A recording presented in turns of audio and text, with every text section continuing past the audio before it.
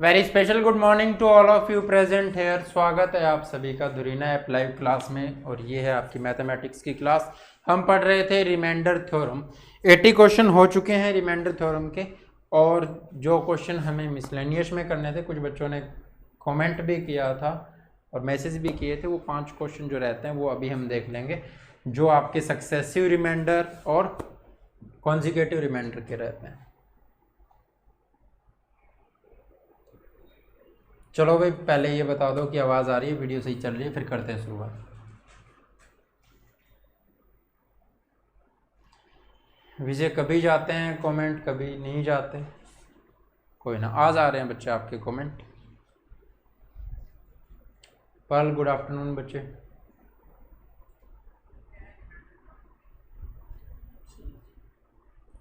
Okay लक्की, ये तो अच्छी बात है भाई, बैक टू बैक क्लासेस सुबह से। ऐसा लग रहा है स्कूल में पढ़ रहे हो। स्कूल में और यहाँ पर इतना फ़र्क है ना कि आप घर बैठे हो, चाय भी पी सकते हो, जो मर्जी साथ साथ, कोई दिक्कत नहीं है, काम करो। एक वो कि नेक्स्ट क्लास में भी काम नहीं किया हुआ तो अब डंडे पड़ेंगे, वो चीज़ आपको नहीं दिख रही है यहाँ पर, तो फ़र्क तो है। ओके लक्की। राजपाल नमस्कार बच्चे। Dinesh all okay. चलो ठीक है, करते हैं शुरुआत। लेकिन उससे पहले आपको ये चीज़ें जाननी है कि रिमाइंडर थ्योरम की 10 क्लासेस हो चुकी हैं बच्चे। तो रिमाइंडर थ्योरम को आज ख़त्म करके हम नया चैप्टर स्टार्ट कर लेंगे, ठीक है। तो बोर भी हो गए होंगे रिमाइंडर थ्योरम से, तो बोर होने की अब ज़रूरत नहीं है। सुरेखा गुड आफ्टरनून बच्चे। चलो करते हैं अभी स्टार्ट, ताकि जल्दी ख़त्म कर पाएँ, ठीक है। पहले क्वेश्चन की तरफ आज की वीडियो का, और क्वेश्चन नंबर 81 रिमाइंडर थ्योरम का। जसपाल राधे राधे भाई। चलो, ये कह रहा है कि जी 64,329 की एक संख्या से विभाजित किया जाता है तो 3 लगातार शेषफल 175, 114 और 212 हैं। उस भाजक के अंकों का योग क्या होगा। यहाँ पर लगातार का मतलब क्या है, कॉन्जुकेटिव, क्रमागत शेषफल आपको दिए गए हैं।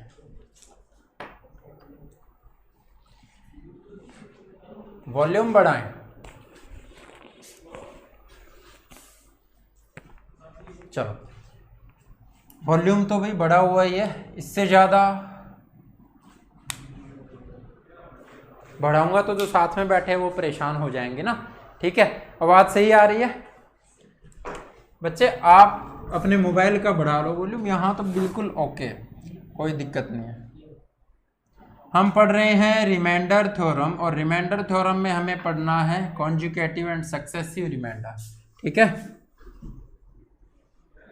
थोड़ा फास्ट चलते हैं। कोई भी नंबर को आपने ले लिया यहाँ से 2516 को, इसको डिवाइड करना है, 7 से कर रहे हो, तो यहाँ पर 7 ये कितना होगा भाई, 21 होगा। बचेगा कितना, 4, ठीक है।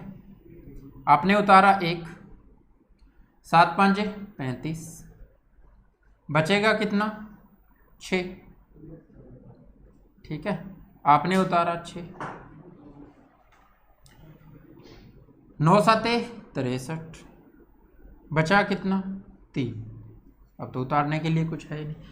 तो आपको जो यहाँ पर दिखाई दे रहे हैं ना बच्चे, ये 4 है, ये 6 है, जिनको मैंने सर्कल किया है, ये क्या है, ये है क्रमागत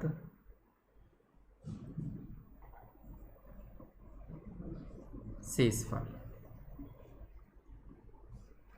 ये क्या है, क्रमागत शेषफल होंगे आपके ये, ठीक है भाई। इंग्लिश में बोले तो कॉन्जुकेटिव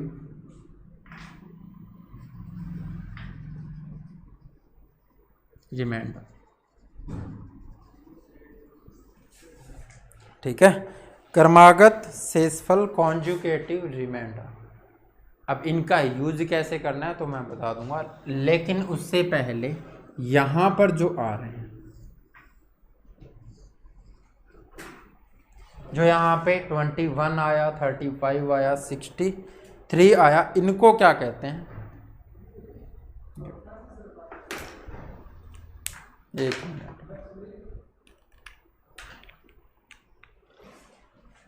ये जितने भी हैं बच्चे, ये क्या होंगे आपके मल्टीपल ऑफ डिवाइजर, ये क्या है, ये भाजक के गुणज हैं। क्या है, भाजक के गुणज हैं, यानी भाजक जो होगा वो इनका एक फैक्टर होगा, किसका, 21 का, 35 का और 63 का।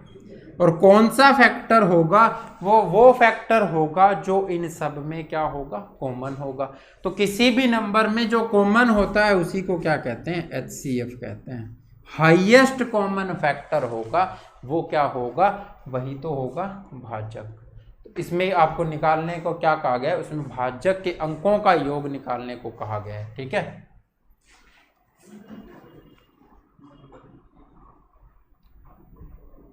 आनंद 5 मिनट लेट हो गए, कोई ना बच्चे, अभी तक क्वेश्चन तो स्टार्ट ही नहीं हुआ ना, क्वेश्चन में मैं फिर से बताऊंगा। ठीक है, तो ये आपका क्या होंगे, ये भाजक के गुणज होंगे, यानी यहां से जो कॉमन आ रहा है वो क्या है, 7 गुना 3 लिख सकते हो, 7 गुना 5 लिख सकते हो, इसको 7 गुना 9 लिख सकते हो। तो इन तीनों में कॉमन क्या है मेरे भाई, इन तीनों में कॉमन है 7, और वही क्या है आपका, वही है आपका भाजक। तो यहाँ से हमने इस एग्जाम्पल से ये चीज़ समझ ली कि यहाँ पर आने वाले जो रिमाइंडर होते हैं उनको कहते हैं कॉन्जिक्यूटिव रिमाइंडर, क्रमागत शेषफल, और यहाँ पर आने वाले जो आपके मल्टीपल होंगे वो क्या होंगे, वो होंगे मल्टीपल ऑफ डिवाइजर, इनके गुणज होंगे, और इनके HCF क्या होगा, इनका HCF होगा आपका भाजक। अब चलते हैं क्वेश्चन पर। क्वेश्चन क्या कहता है, देखो अच्छा क्वेश्चन है, बढ़िया क्वेश्चन है बच्चे। कोई भी आंसर नहीं कर रहा भाई, क्या हो गया तुम्हें, खाना खुना खा रखे हो या सुबह से बैक टू बैक क्लासेस की वजह से हो रहा। चलो इस क्वेश्चन को भी वैसे ही समझते हैं हम, बिल्कुल सिंपल तरीके से। 64 329 दिया हुआ, भाजक तो हमारे पास है ही नहीं, यही तो हमें निकालना है। जो जो चीजें हमें दे रखी है, ये कहता है कि जी 3 कॉन्जुगेटिव रिमाइंडर, 3 क्रमागत शेषफल है, यानी सबसे पहले शेषफल यहाँ पर क्या बचा, 175 बचा। फिर इसको सॉल्व किया, दूसरा शेषफल हमारे पास क्या बच जाएगा,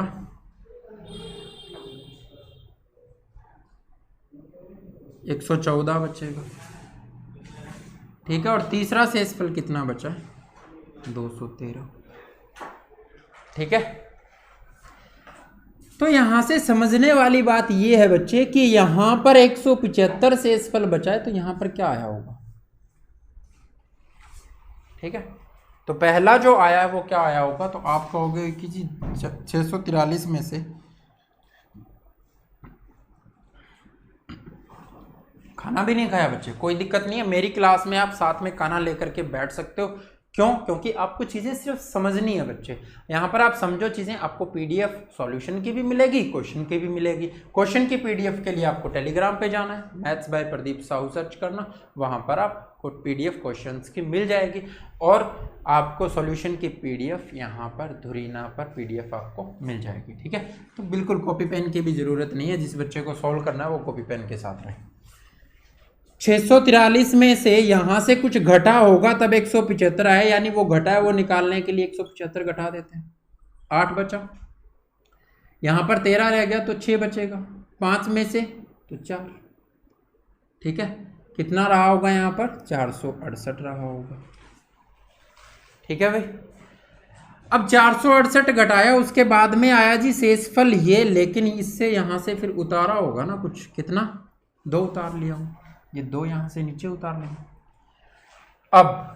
अब क्या होगा कि जी इस 1752 में से कुछ घटा तो 114 बचा, यानी इस 114 को घटा करके देख लेते हैं। तो यहां से 8, यहां से 3, यहां से 6 और 1 यहां पर 1638 रहा होगा। ठीक है, टेलीग्राम है बच्चे, मैथ्स बाय प्रदीप साहू।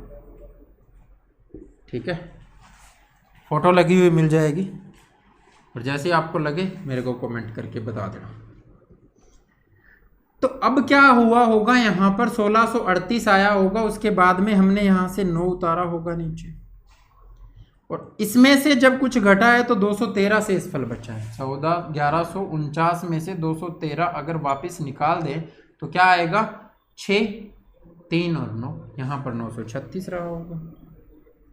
अब आपके पास बच्चे तीनों जो हैं क्या आ गए, मल्टीपल ऑफ डिवाइजर आ गए। कौन कौन से हैं, 468, ये भी इस भाजक का गुणज रहा होगा, ये 1638 और ये 936। तो भाई अगर HCF लेना है, इसको मैं उठाता हूं तो इससे ये तो भाग हो जाएगा लेकिन ये नहीं होगा, ठीक है, तो ये तो नहीं हो सकता, तो इसका कोई भी फैक्टर रहा होगा इसका HCF। तो फैक्टर हम उठाएं तो इसको मैं 2 से भाग कर लेता हूं। इसको क्या लिख सकते हैं, 2 से भाग करने पर 2, 3 और 4, यानी 234 गुना में 2 लिख सकते हैं। इसको मैं 234 गुना में 7 लिख सकता हूं और इसको मैं 234 गुना 6 लिख सकता हूं। तो इन तीनों में ये तीनों तो अलग अलग ही हैं, ठीक है। अगर इन दोनों में ये 2 कॉमन आ रहा है तो यहाँ पर तो नहीं आ रहा ना, तो HCF क्या रहा होगा, HCF आपका रहा होगा 234 और वही तो होता है आपका भाजक, ठीक है, वही तो आपका भाजक होता है। और अगर वही भाजक है तो इसका सम बताना था आपको, तो 2 + 3 + 4 कितना हो जाएगा मेरे बच्चे, 9 हो जाएगा। तो B आपका राइट आंसर होगा। समझ में आया कि नहीं आया, बताओ जल्दी से, फिर आगे चलते हैं।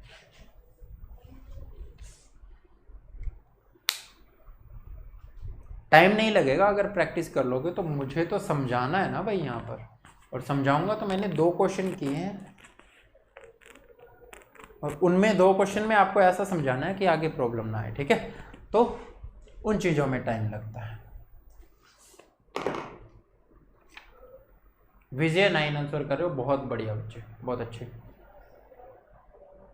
विजय ने वो तीनों भी बताए थे, 468, 1638, बहुत बढ़िया। डिजिटल सम 9,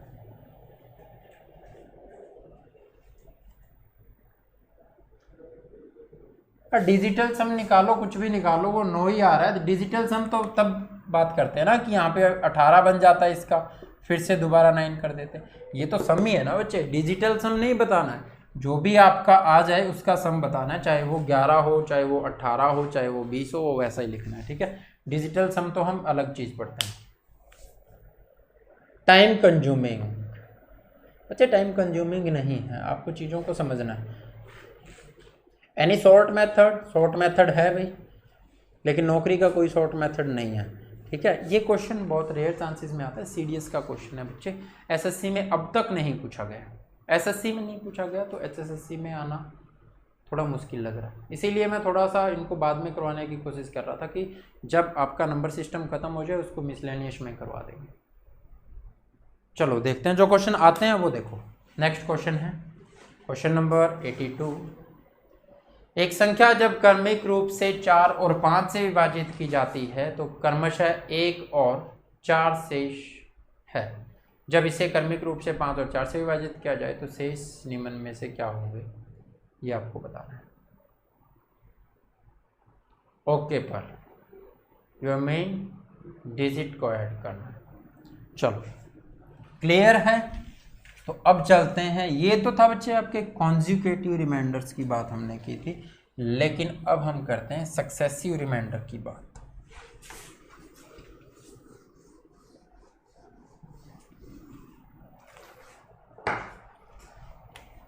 कंसेप्ट क्लियर है ना, फिर ठीक है। सक्सेसिव रिमाइंडर यानी क्रमिक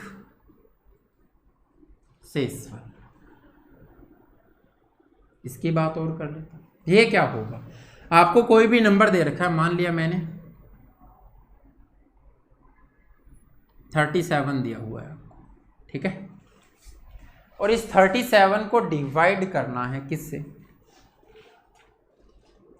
पहले करना है आपको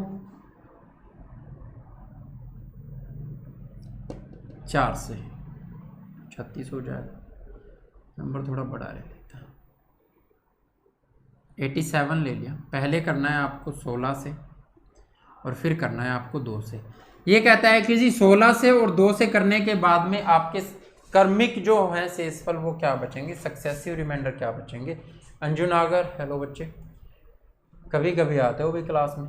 तो यहाँ पर आपको क्या मिलेगा, 16 पंजे कितना हो जाएगा 80, तो यहाँ पर आपको भागफल लिखना है। तो बचेगा जो शेषफल वो कितना होगा 7 होगा, उसको हम यहाँ पर लिख देंगे। ठीक है, अब हमें इस 5 को 2 से भाग करना है, यही तो होता है सक्सेसिव। सक्सेसिव मतलब सक्सेसिव डिस्काउंट। सक्सेसिव डिस्काउंट मतलब पहले जो छूट दी गई है उस पर छूट, तो पहले जो भाग किया गया उसी का उस पर दोबारा से भाग करना। ठीक है, तो यहां से 2 दूनी कितना हुआ 4 हुआ, तो यहां पर 2 लिखोगे। शेषफल कितना बचा 1, तो आपको बताना है कि जी कर्मिक शेषफल क्या होंगे, सक्सेसिव रिमाइंडर क्या होंगे, तो 7 और 1 हो जाएंगे। ठीक है, 7 और 1 हो जाएंगे। तो अब क्वेश्चन में क्या पूछा है वो देखो। चलो, अगर आपको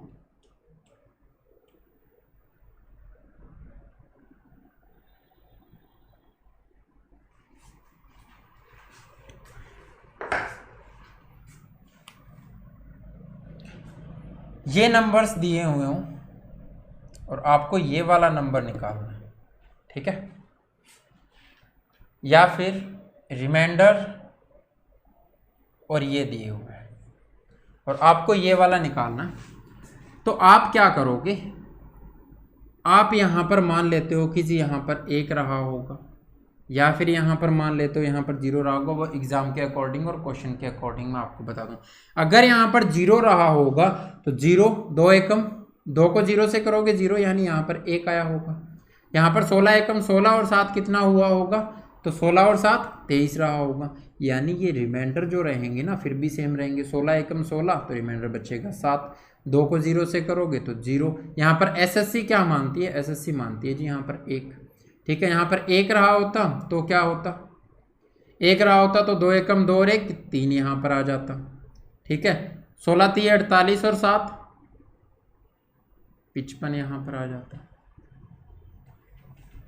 ठीक है, तो इस तरह के क्वेश्चन आपको करने हैं, देखो कैसे करेंगे। जसपाल आंसर कर रहे हैं 2 और 3। चलो क्वेश्चन की तरफ चलते हैं। क्वेश्चन क्या कहता है देखो,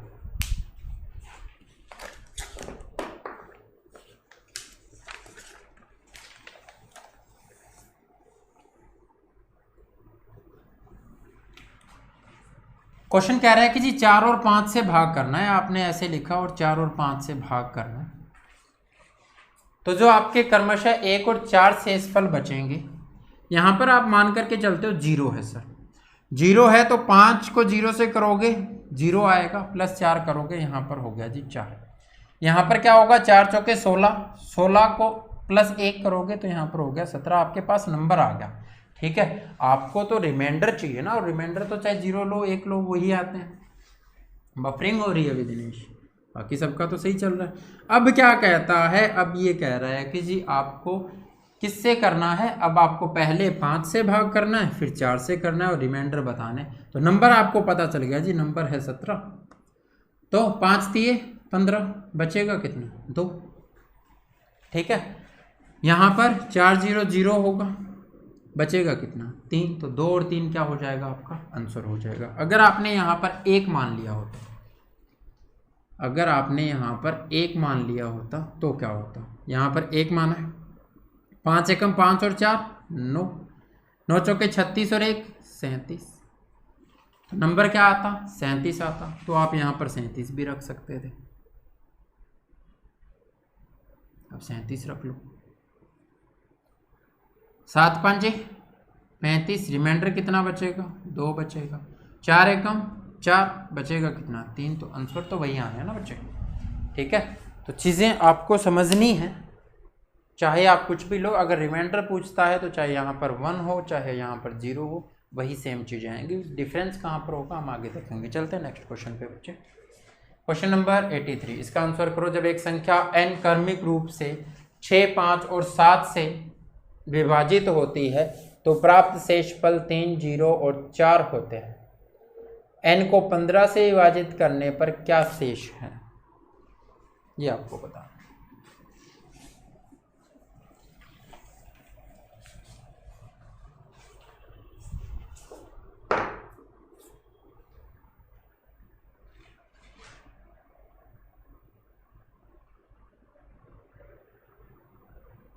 हाँ जी, number is different but reminder will be same.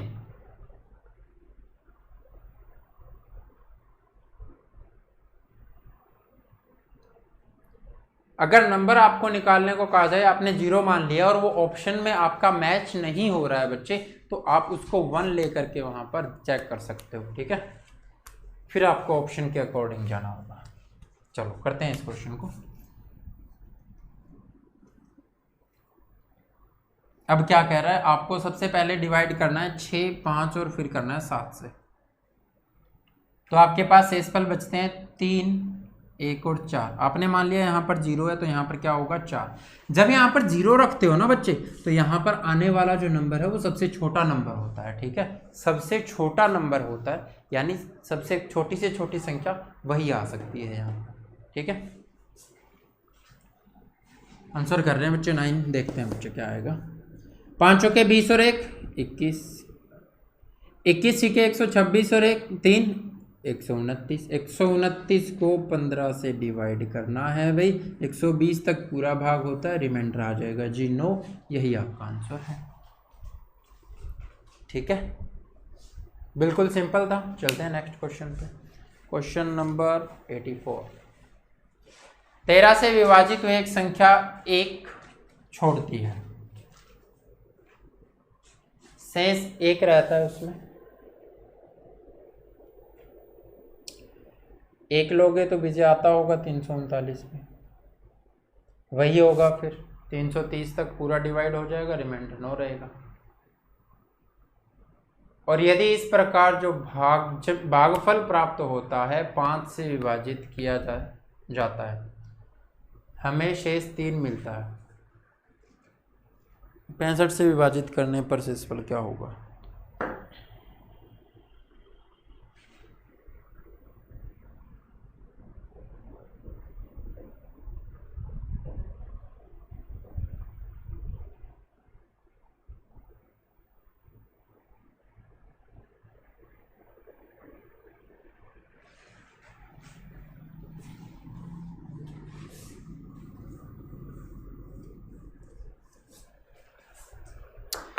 बच्चे चीज़ें वही हैं, बस आपको अब लिख करके दे दिया थोड़ा सा डिफरेंट टाइप में, ठीक है।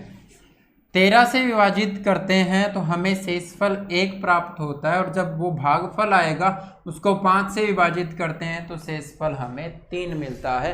65 से भाग करने पर शेषफल क्या होगा? पर बहुत बढ़िया बच्चे, यहाँ अगर हम 0 मान लेते हैं तो 5 को 0 से करोगे, यहाँ पर आएगा 3, 13 3 39 और 1 40, ठीक है। नंबर क्या हो गया? नंबर हो गया जी 40। 40 को 65 से डिवाइड कर दो, रिमाइंडर क्या रहेगा 40। यहाँ पर 1 मान लेते तो भी कोई दिक्कत नहीं थी। यहाँ पर 1 मानोगे, 5 एकम 5 और 3 8, 13 8 104 और 1 5, 105 को भी 65 से डिवाइड करोगे तो शेषफल बच्चे 40 ही आएगा, ठीक है। जसपाल बहुत बढ़िया बच्चे। अनवी बहुत अच्छे। चलते हैं नेक्स्ट क्वेश्चन पे, और इस चैप्टर का लास्ट क्वेश्चन। अब आपके लिए इस चैप्टर का कोई भी क्वेश्चन नहीं बचेगा।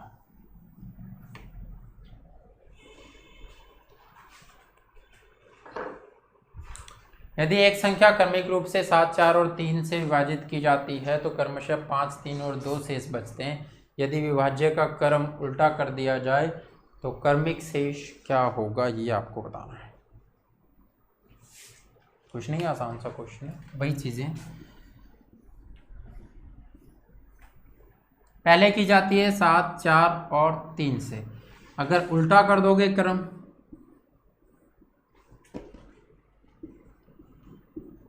तो ये हो जाएगा।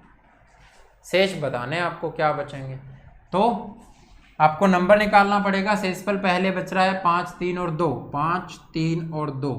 यहाँ पर 0 मान लोगे तो यहाँ पर आएगा 2, 4 दूनी 8 और 3 11, 11 7 77 और 5 83, ठीक है। नंबर 83 है।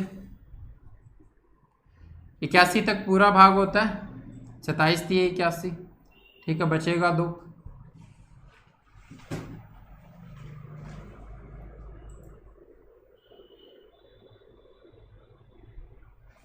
तो आपको एक ही ऑप्शन दिख रहा है, बी ऑप्शन, वही आपका राइट आंसर होगा, और उसके हिसाब से ही क्वेश्चन बनेगा। 24 3 बचेगा। कितना बच रहा है भाई?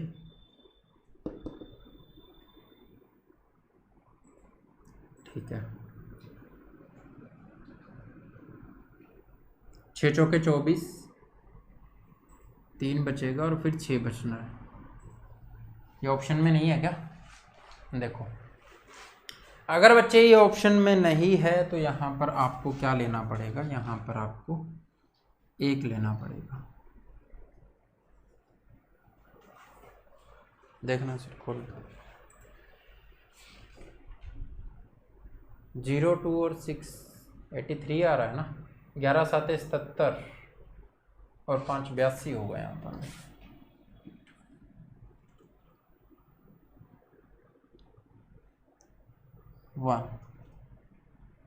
136 फर्स्ट ऑप्शन आपका राइट आंसर होगा, क्योंकि यहाँ पर 1 भी लोगे ना तो भी रिमाइंडर तो वही बचने हैं। ठीक है, तो 1 लेने से भी कोई फर्क नहीं पड़ने वाला। यहाँ पर कितना आ रहा था, अभी 2 आ रहा था। ठीक है, तो यही रहेगा, यहाँ पर 82 आएगा। कमेंट। हाँ जी बच्चे, कोई ना, हो जाती है गलतियाँ।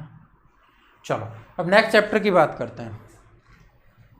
तो सबसे पहले ये बता दो, रिमाइंडर थ्योरम में किसी को कोई प्रॉब्लम है तो जल्दी से कमेंट करो, फिर हम स्टार्ट करेंगे नेक्स्ट चैप्टर।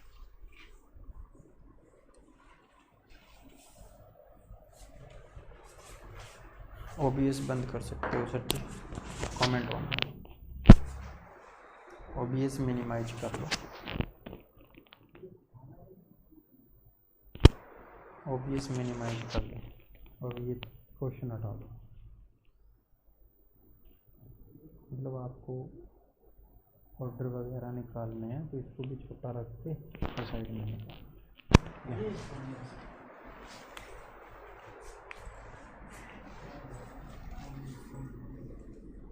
चलो, फाइनली फिनिश्ड। ओके बच्चे, इतना तंग आ गए थे क्या अभी इस चैप्टर से? बहुत अच्छा चैप्टर है बच्चे, और जो आपने डिविजिबिलिटी पढ़ा है ना, उसका हम आज पढ़ेंगे एपीजीपी। ठीक है, और एपीजीपी के ठीक बाद हम स्टार्ट करेंगे HCF LCM। तो HCF LCM जो चैप्टर है ना आपका, HCF LCM जो चैप्टर है ना बच्चे आपका, वो चैप्टर डिविजिबिलिटी अगर आपको अच्छे से आता है, विभाजकता आपको अच्छे से आता है, तो हम टिप्स पे करेंगे, बिल्कुल सेकंडों में आंसर निकालेंगे ऑप्शन से। ठीक है, अभी बुक से प्रैक्टिस कर रहे हो तो आप बच्चे भेजा करो क्वेश्चन, जो भी आपके डाउट है, ताकि डाउट सेशन में ले पाऊँ। अब डाउट ही नहीं भेजोगे तो कैसे सेशन ले पाएंगे?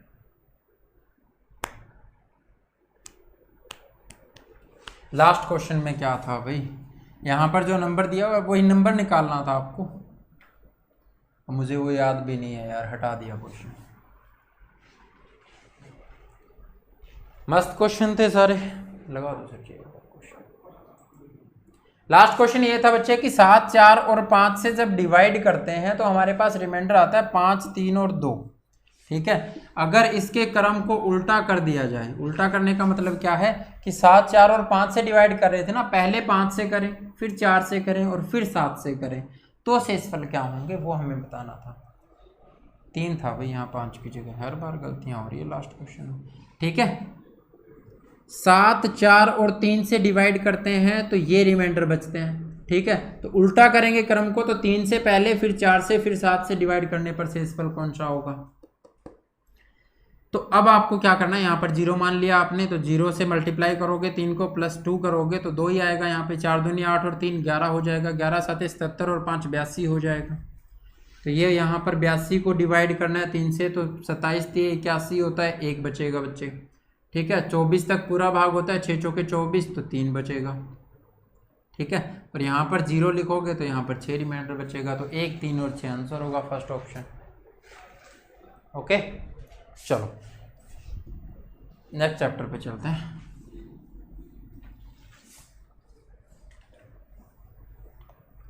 एपीजीपी सबसे पहले हम स्टार्ट करते हैं अर्थमेटिकल प्रोग्रेशन। क्या स्टार्ट करेंगे? एपी स्टार्ट करते हैं।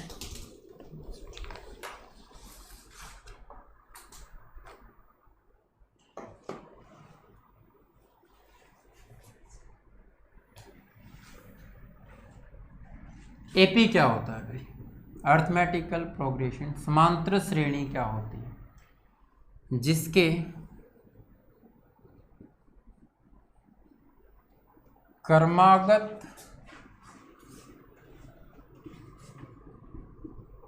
पदों का अंतर बराबर हो। ठीक है, क्रमागत यानी कॉन्जिकेटिव जो टर्म्स होंगी वो सेम हो। ठीक है, अंतर क्या हो? Difference of consecutive terms are same.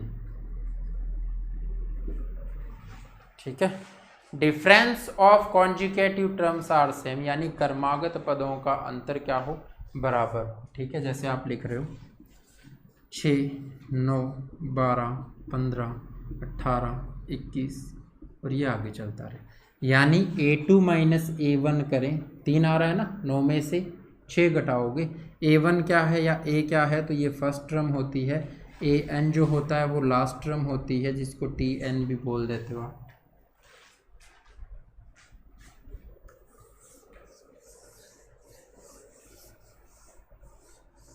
हाँ जी, 6, 9 डेट भी कुछ ऐसे ही आज। और आप 12 से 9 को घटा देते हो तो यहाँ भी 3 आएगा, 15 में से 12 घटाओगे तो भी 3 आएगा। यानी ये क्या है? ये डिफरेंस जो है वो सेम है। ठीक है, तो आप किससे लिखते हो? तो ये आपकी फर्स्ट टर्म है और यहाँ पर ये जो डिफरेंस लिख रहे हैं इसको D लिखते हैं, और D को कहते क्या हैं? इसको कहते हैं जी कॉमन डिफरेंस। क्वेश्चन उठा दो सर, इसको क्या कहते हैं? Common difference. AN क्या है? AN है जी लास्ट टर्म।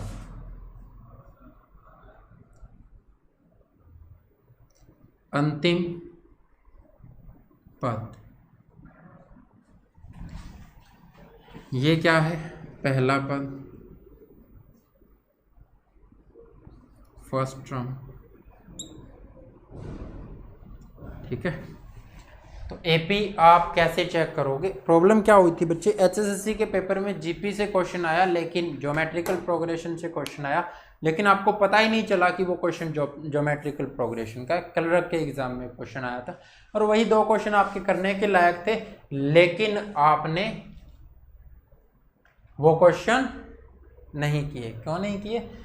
क्योंकि उनमें सिर्फ x दे दिया, उस वजह से x की वैल्यू आपको निकालनी थी, और ये 2 नंबर गुणोत्तर श्रेणी में है, ये आपको दिया हुआ था। तो गुणोत्तर श्रेणी में है तो उनका रेशो इक्वल होगा ना। 3 नंबर दे दिए, 3 नंबर गुणोत्तर श्रेणी में है तो उनका रेशो इक्वल था, वहाँ पर वो करना था। हम पढ़ेंगे आगे GP में, अभी हम AP पढ़ रहे हैं तो AP के बारे में अच्छे से पढ़ लेते हैं। ठीक है, इतनी चीज़ें आपको समझ में आ गई होंगी। अब हमें बात करनी है, इसको TN भी लिखते हैं, यानी nवां पद, TN भी लिख देते हैं। nवां पद यानी ये लास्ट पद की बात हो रही है, AN TN यही एक ही चीज़ है। निकालते कैसे? तो ये जो टर्म हम मान रहे हैं उनको हम लिख सकते हैं A plus D, A plus 2D, A plus 3D, A plus 4D। ऐसे क्यों लिख सकते हैं? क्योंकि D यहाँ पर आपका क्या है? 3 है। A हमने लिखा 6 है, D आपका 3 है, तो A प्लस D क्या हो जाएगा? 9 हो जाएगा। A आपका 6 है, D आपका 3 है, तो 6 और 6 कितना हो जाएगा? 3 दूनी 6 हुआ ना, ये 6 और 6 12 हो जाएगा। A प्लस 3D तो 6 और 9 कितना हो जाएगा? 15 हो जाएगा। तो वही चीज़ें आ रही है ना, यानी हम इनको इस तरह से लिख सकते हैं। ठीक है, तो आपकी लास्ट टर्म क्या होगी फिर? यहाँ पर आप लिख रहे हो टर्म है ये दूसरी, लेकिन A प्लस D लिख रहे हो, यानी मैं ये कह सकता हूँ कि जी 2 माइनस 1 करके लिख रहे हो। ये क्या है? टर्म है तीसरी, यानी ये A3 है, और यहाँ पर क्या लिख रहे हो? इस 2 को लिख रहे हो तो 3 माइनस 1 कर रहे होंगे। तो इसी तरह जब हम nवीं टर्म लिखते हैं तो A plus n minus 1 into D लिख देते हैं, क्योंकि n में से 1 घटाया और उसको D से मल्टीप्लाई कर दिया और A जोड़ोगे तो ये आपकी लास्ट टर्म आ जाती है। A है आपकी फर्स्ट टर्म, प्लस में n माइनस 1 इंटू D, तो ये होती है आपकी nth टर्म। ठीक है, चलो सम ऑफ n टर्म की बात करते हैं।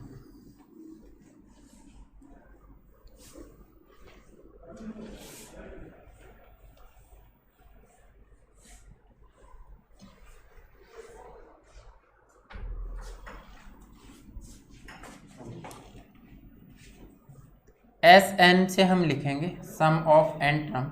ये क्या होता है, एन अपॉन में 2 into 2a plus n minus 1 into D. ठीक है, इसको कैसे चेंज कर सकते हैं? इसको चेंज करने के लिए आप क्या कहोगे, इसको लिख सकते हैं n अपॉन में 2, और 2a को मैं ऐसे लिख सकता हूँ a प्लस में a plus n minus 1 into D. ठीक है, n अपॉन 2, ये a लिख दिया।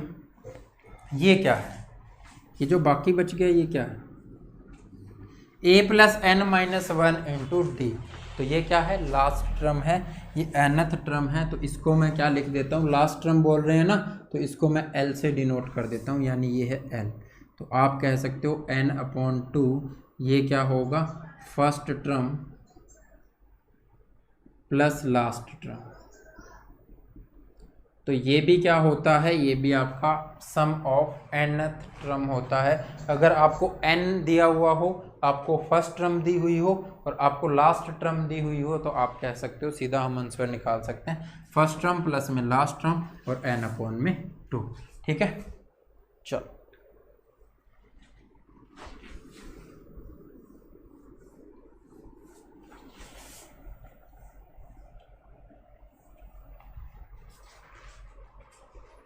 अब बात करें सम ऑफ n नेचुरल नंबर्स।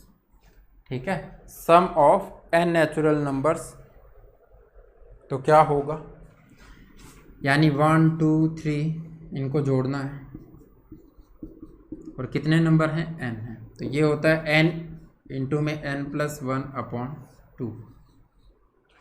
ऐसा क्यों हुआ, तो हमने अभी यहाँ पर लिखा था बच्चे, n upon 2 first term plus last term. First term यहाँ पर क्या है, तो n अपॉन 2 तो ऐसे ही लिखोगे, फर्स्ट टर्म क्या है 1 है, लास्ट टर्म क्या है n है। तो इसको लिख सकते हैं ना, n इंटू में n प्लस 1 अपॉन 2। ठीक है, यहीं से आया। चलो, अब अगर आपको लिखना हो कि जी sum of square of n natural numbers, तो वो क्या होगा, n इंटू में n plus 1 2n plus 1 upon 6 होता है। ठीक है, ये चीज़ आपको ध्यान में रखनी है, n इंटू में n plus 1 2n plus 1 upon में 6। किसी को कोई डाउट भाई? हाँ जी, एवरेज की भी बात करेंगे अभी, अर्थमेटिकल मीन, ज्योमेट्रिकल मीन, सब चीज़ों की बात करेंगे, तो इतना आगे मत भागो। चलो बताओ फिर, sum of cube of n natural numbers.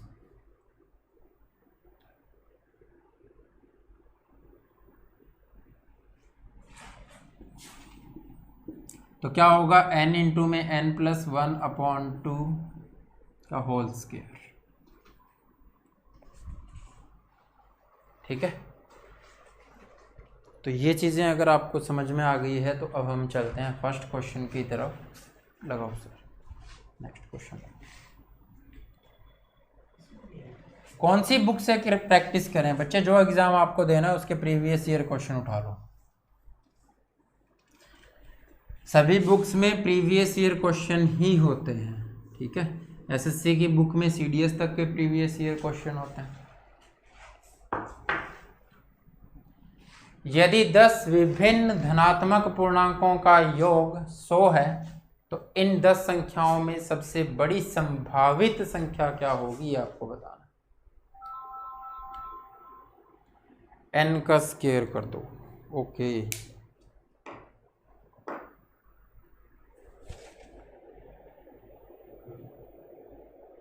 Sigma means मतलब सम, सिग्मा का मतलब बच्चे वहां पर सम है। ठीक है, इस क्वेश्चन का आंसर करो जल्दी से। पानी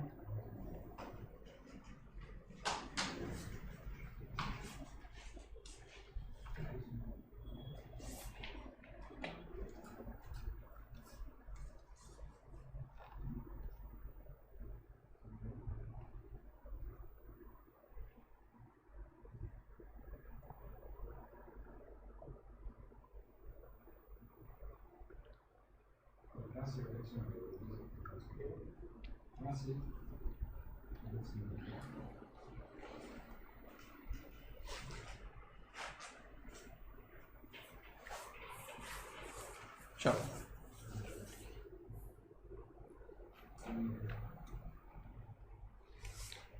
इसने कहा है कि जी 10 संख्याएं हैं, लेकिन आपको वो बतानी है जो संभावित सबसे बड़ी से बड़ी हो सकती है। ठीक है, संभावित सबसे बड़ी से बड़ी का मतलब क्या है कि जी बाकी 9 है वो सबसे छोटी लेनी पड़ेगी। ठीक है, आपको मान लिया आपने कि 10 संख्याएं हैं, 1 2 3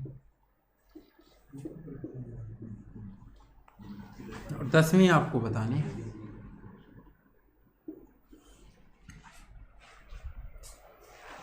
कह क्या रहा है कि जिनका सम कितना है 100 है।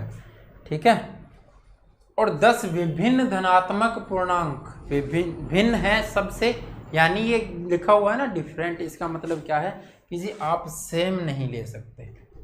ठीक है, और धनात्मक है तो 1 से शुरू कर दिया हमने, 1 से शुरू करके हम सेम नहीं लेंगे तो 1 से 9 तक ले सकते हैं, और 1 से 9 तक लेना है। इसका मतलब क्या है कि जी 10 का सम हमें दिया हुआ है। ठीक है, 10 का सम हमें दिया हुआ है तो 9 का निकाल लेते हैं। तो ये क्या है, आपके नेचुरल नंबर है। नेचुरल नंबर का सम क्या होता है, n इंटू में n+1/2 होता है। तो 9 तक का निकालें तो 9, और ये कितना हो जाएगा 10/2, तो ये हुआ जी 45। लेकिन आपको कितना दिया हुआ था, टोटल दे रखा था 100, तो आप कहोगे जी 100 में से 45 तो इन 9 का हो गया, तो बाकी जो बची है वो 10वीं संख्या होगी, तो कितना हो जाएगा 55, यानी 10वां नंबर क्या होगा 55 होगा। सी ऑप्शन आपका राइट आंसर होगा। बहुत बढ़िया पर बहुत बढ़िया बच्चे। चले नेक्स्ट क्वेश्चन पे, ये करो भाई।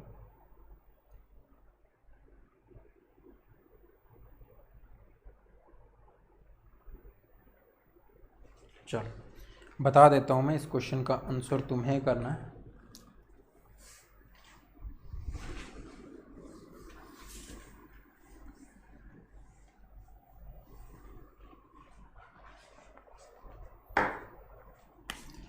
हमने पढ़ा an होता है जी a+n-1 इंटू डी। ठीक है, बहुत आसान चैप्टर है और ज़्यादा टाइम भी नहीं लगाएंगे, 2 क्लासों में हम इसको ख़त्म कर लेंगे।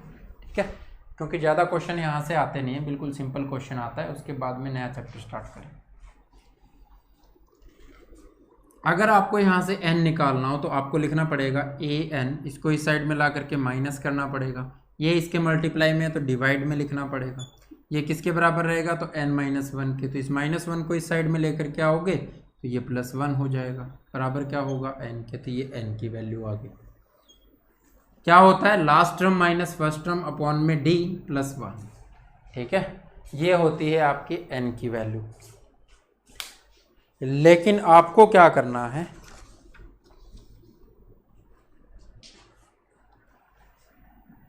अगर आपसे ये पूछा जाए किसी 1 से 29 तक, 1 से 29 तक 2 से भाग होने वाली संख्या है,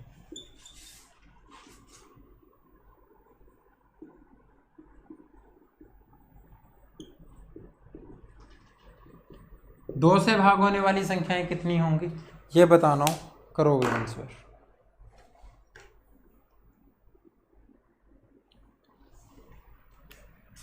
तो आपको क्या करना है बच्चे, 29 को सीधा 2 से भाग करो, आपके पास पॉइंट्स में नंबर आएगा 14.5 आ गया, तो 14 नंबर ऐसे होंगे जो 2 से पूरा भाग होंगे।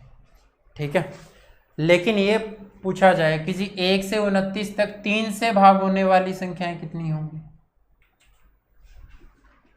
वो बताओ।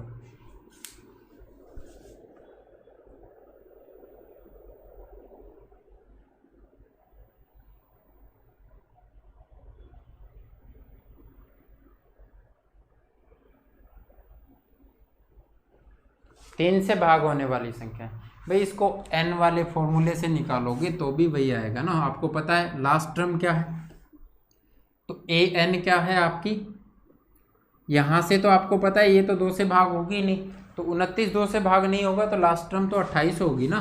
तो लास्ट टर्म वही लेनी है जो 2 से भाग होने वाली है, टर्म तो वही लेंगे हम। एपी में तो वही होगी। ठीक है, last term minus first term क्या होगी, 2 होगी, अपॉन में कॉमन डिफरेंस भी क्या है, 2 है, प्लस 1 करोगे तो ये 28 माइनस 2 कितना हुआ, 26, 26 को 2 से भाग करोगे 13, 13 प्लस 1 करोगे तो 14 आएगा, तो वही ना। 3 के केस में भी वही होगा। सुरेंद्र सिंह 9 आंसर करो। देखो बच्चे, आपको 29 को 3 से भाग करना, तो 9 3 27 होता है। पॉइंट से आपको कोई मतलब नहीं है। 9 संख्याएं ऐसी होंगी जो क्या होंगी, दोनों से, किससे, 3 से भाग होगी। ठीक है, अब अगर आपको यह निकालना है कि जी 6 से भाग होने वाली संख्याएं कितनी होंगी,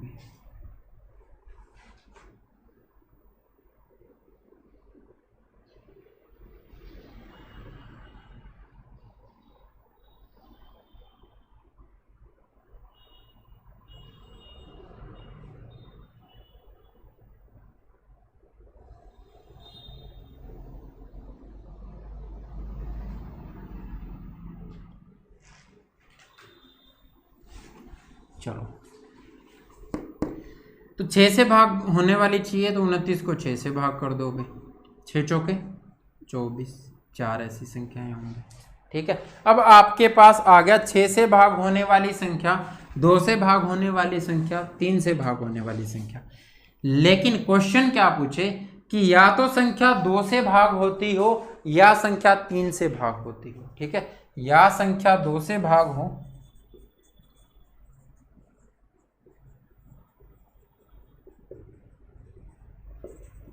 या 3 से भाग हो, वो संख्याएं कितनी होंगी। अनवी, जसपाल, रजनी, बहुत बढ़िया बच्चे।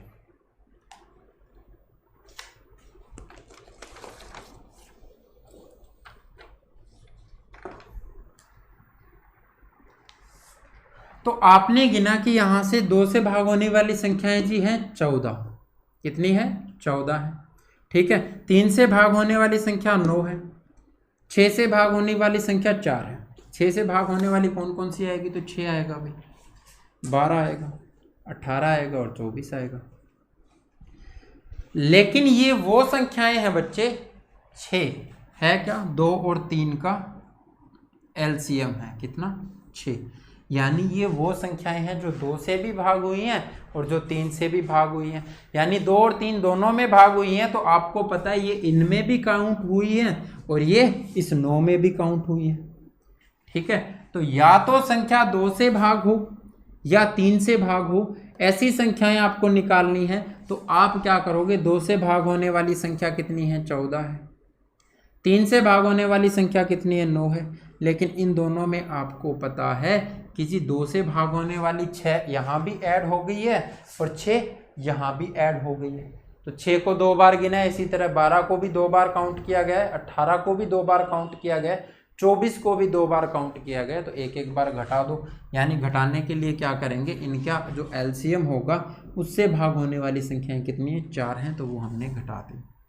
टोटल कितना हुआ, 23, 23 माइनस 4 करोगे, टोटल आ गया जी 19। ठीक है, यानी 19 वो नंबर है बच्चे जो 2 से, या तो 2 से संख्या भाग होती है या फिर 3 से संख्या भाग होती है। ठीक है, लेकिन अगर आपसे ये पूछा जाए नाइदर डिविजिबल बाय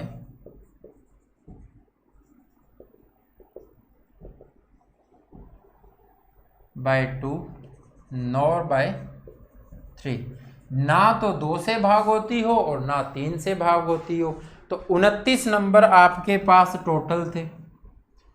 ठीक है, 29 आपके पास टोटल थे, उनमें से 19 ऐसे हैं जो या तो 2 से भाग होते हैं या 3 से भाग होते हैं। तो 19 उसमें से घटा देंगे तो 10 जो संख्याएं बचेंगी वो ऐसी होंगी जो ना तो 2 से भाग होती है और ना 3 से भाग होती है।